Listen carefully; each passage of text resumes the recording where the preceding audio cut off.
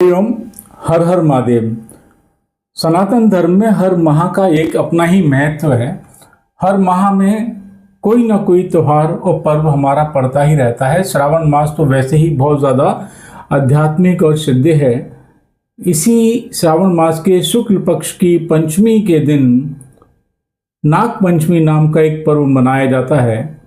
इस पर्व के पीछे आध्यात्मिक और पौराणिक मान्यता है कि राजा जन्मेजय ने सर्प यज्ञ की एक आयोजन किया था, जिनके पिता को सर्पदंश के कारण मृत्यु प्राप्त हुई थी। उनका प्रण था कि मैं इस धरा से सभी सर्पों को खत्म कर दूंगा, समाप्त कर दूंगा, सर्प विहीन कर दूंगा। और उन्होंने ही सर्प यज्ञ में सर्पों की आहुति देना शुरू किया। लेकिन एक ब्राह्मण ऋषि जिनका नाम था आस्तिक, उन्होंने अपने यत्न से इस सर्प यज्ञ में बाधा डाली और सर्प यज्ञ को खत्म करके सर्पों के प्राणों की रक्षा की। जिस दिन उन्होंने रक्षा की उस दिन का विवरण श्रावण मास शुक्ल पक्ष की पंचमी तिथि के रूप में जाना जाता है।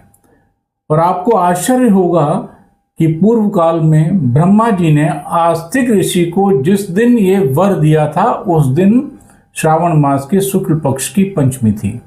तो आप कह सकते हैं कि ये सब श्रावण मास के शुक्ल पक्ष की पंचमी के दिन ब्रह्मा जी का वर देना और उसी दिन सर्प यज्ञ को खत्म करके सर्पों की प्राणों की रक्षा करना एक संयोग नहीं, एक काल की गणना है और काल का रचा हुआ है। अब दूसरा इसका एक पहलू है कि इसी दिन भगवान श्री कृष्ण ने कालिया नामक नाग का वध किया था। और श्रावण मास शुक्ल पक्ष की पंचमी के दिन एक नाग ने बुद्ध की और भगवान पार्श्वनाथ के प्राणों की रक्षा की थी।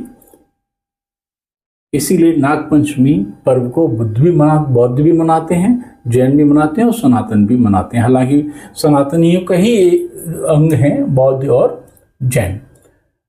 अब इसका एक सामाजिक कारण भी है, अगर आप देखें, क्योंकि आज की तो पीढ़ी को हर चीज़ में तर्क और वैज्ञानिकता चाहिए। तो उनके लिए मैं बता दूं कि इस धारा में वो शक्ति है जो कि इंसान को, किसी भी मानव जाति को, जीव जंतु को जीवन दे। कैसे? खाद्यान्न के रूप में, अन्न के रूप में।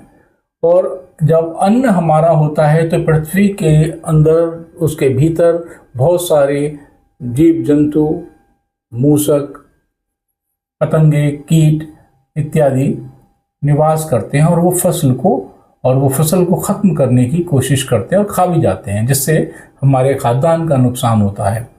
उन्हीं की संख्या को संतुलित और नियंत्रित करने के लिए सर्पों को भगवान ने या प्रकृति ने रचा और उनका आहार इन सभी कीट पतंगों, मुस्कों को बनाया, जिससे हमारे खाद्यान्न की रक्षा हुई, मानव जाति की रक्षा हुई। तो हम कह सकते हैं कि सर्प